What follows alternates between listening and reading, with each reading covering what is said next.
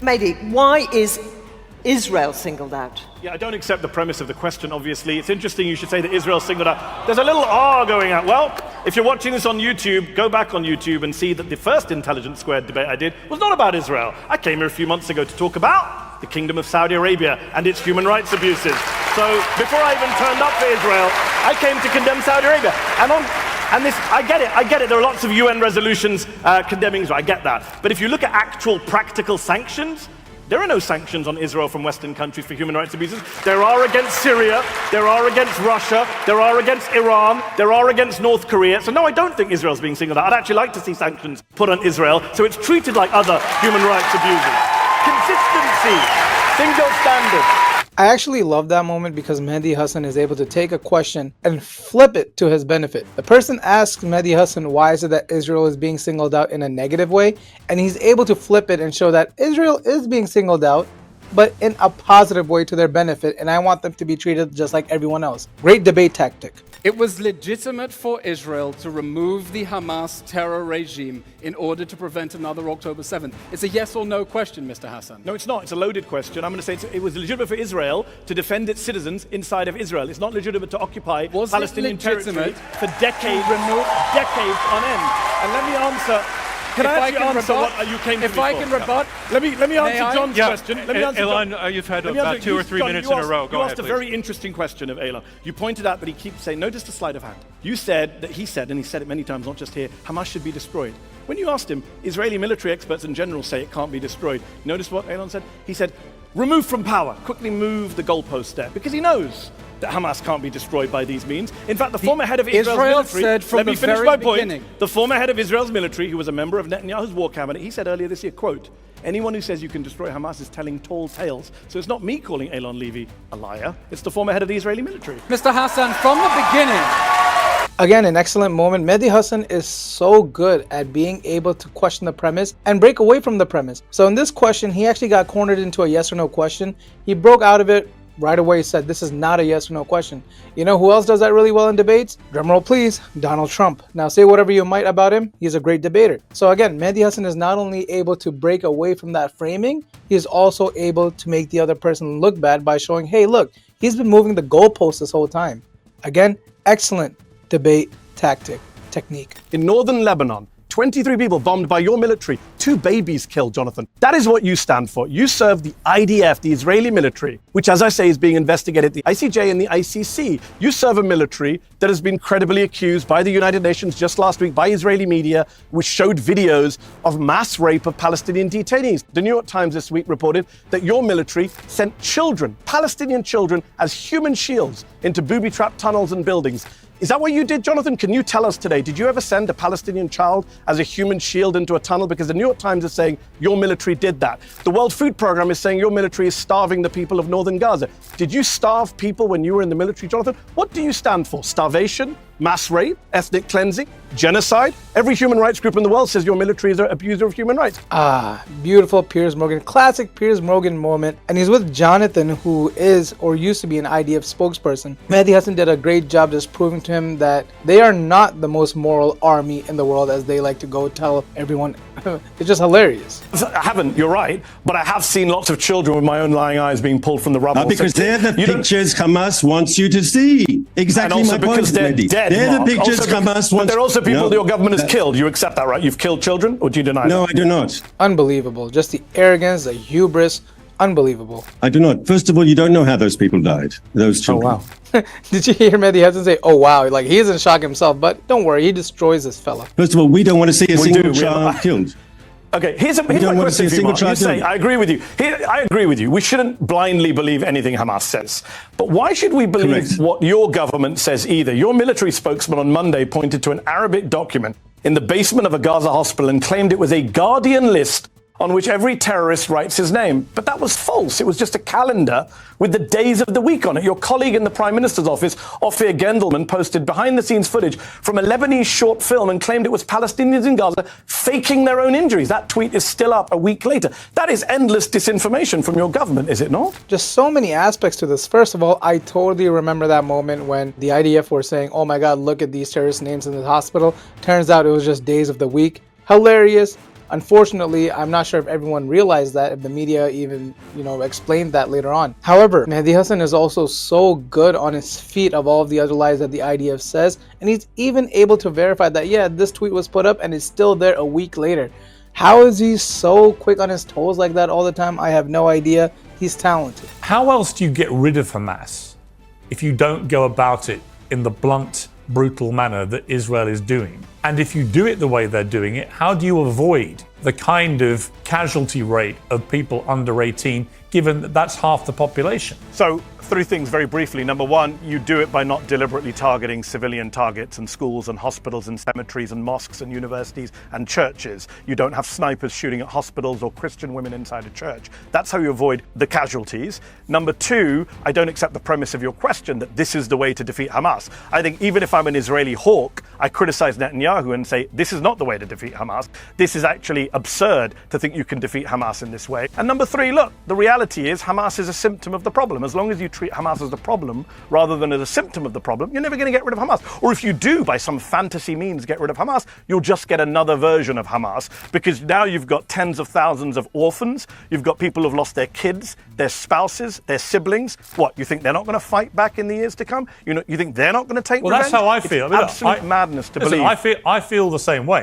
Then we agree. You see how Piers Morgan really behaves with Mehdi Hasan. Mehdi Hasan has destroyed Piers Morgan so many times on his own show that it's just hilarious at this point. And so many of these top 10 moments are from Piers Morgan Uncensored. Now, something that I did want to mention here is that the question that Piers Morgan asks, like, how do you get rid of Hamas without all of these casualties? You notice he doesn't ask that anymore. And the reason for that is Israel made it very clear that they're able to if they want to. When they killed Hezbollah using the beeper mechanism, they made it very clear that if they want to get rid of someone without casualties, they're able to do it. And that's why you don't see that question anymore. Offer defense of international institutions at this moment as it relates to holding the state of Israel to account. I have just one sentence to say about that, is that the entire world wants a ceasefire, and the United States and Israel and, I don't know, the Micronesia and whatever else don't, right? The entire world takes a very different view, unfortunately, to the people in this room and to Douglas and Natasha.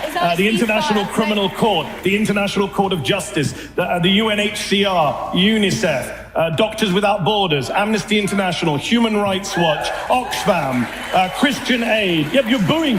What does it come to when you're booing Oxfam? What does that tell you about yourselves? You're sitting here booing Oxfam to defend Benjamin Netanyahu. Let me just deal with something you just said. You talked about debunking propaganda. First of all, you can't even get Israeli propaganda straight. The Israeli government's own security agency, Shin Bet, investigated what you just said and said, no, we found no evidence that workers from Gaza were involved in the October 7th attack.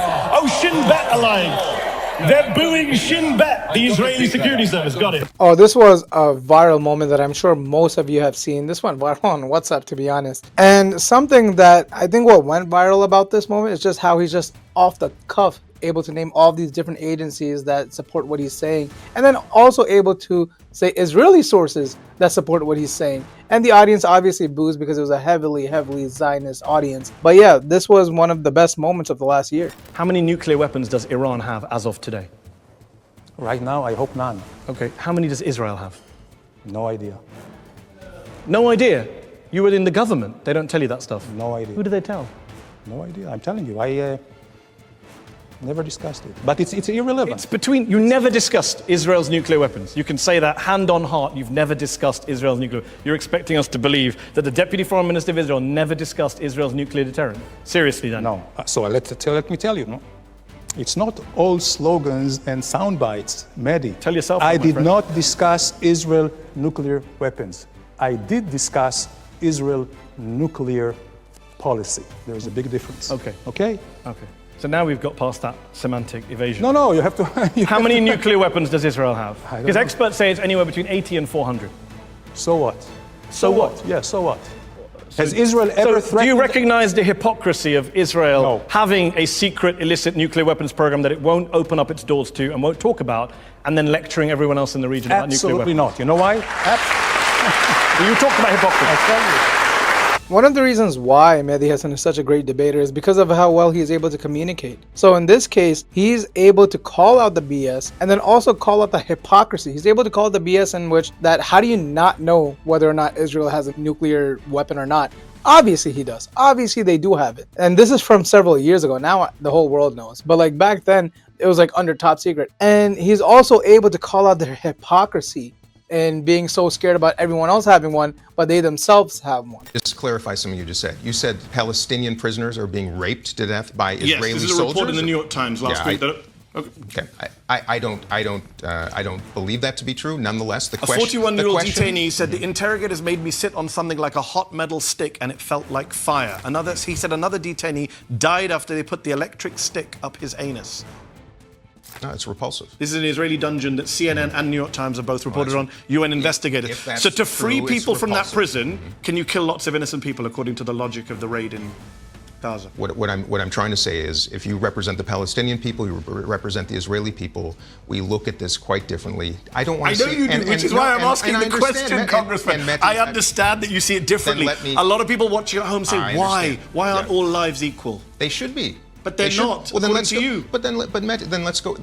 Look, what I don't want to do is get into a debate of who suffered worse, whose lives. I'm not asking. By the way, I'm asking about our lives treated equally. Innocent Palestinian lives matter just as much as innocent Israeli lives, Muslim lives as much as Jewish and Christian lives. That's who I am. So, now, with all that said, war is hell, and this is nauseating. And we're trying to get back. I worry about this line, war is hell, because can't Hamas say the same thing when you accuse them of war crimes? They can say war is hell. Yes, Isn't that why we have rules to war? So that we stop it from being hell? Yes, they can. War is hell. This poor fella got schooled on Mehdi Hasan's own TV show, on Zateo, and basically he's so unaware of the Palestine-Israel conflict, which is so sad. Because when you're in government, you should know about these, especially because we're paying for it. Unbelievable, sad moment. But yeah, nonetheless, I felt bad for the guy in a weird way. You said Trump called for the ethnic cleansing of legal immigrants in the United States. No, he didn't. Yes, he did. No, he didn't. What did he say? He said he wanted to deport illegal immigrants. No, he didn't actually. Yes, he did. When Mehdi Hasan looks at you this way and is so sure of himself with that little smirk on and basically asking you questions without looking at you, just know you're about to get destroyed, man. You're about to get destroyed. Poor Piers Morgan. This was a legendary interview, and this is truly where I can say poor Piers Morgan got destroyed on his own show. Piers, you're wrong. That's what he said. Again, anyone can play the tape after this interview. You're wrong. You should do better homework. Ethnic cleansing is the forced expulsion, I love your team. usually involving killing of members of a specific religious or ethnic group. Hold on. That's what ethnic cleansing I really is. like your team. I deal with them a lot when I come in there. But you should talk to whoever did your research, because that's wrong. You know what he said? Go watch the clip. It's on tape. He said, we've got to get rid of them from Springfield. Yeah. Who are the people in Springfield? Haitians. They are not illegal immigrants. So it's interesting, Springfield. Hold on, no, don't jump around. You just got something wrong. I'm going to mention I didn't get it wrong. No, you did. We could play the tape back. He said illegal immigrants. That's not true.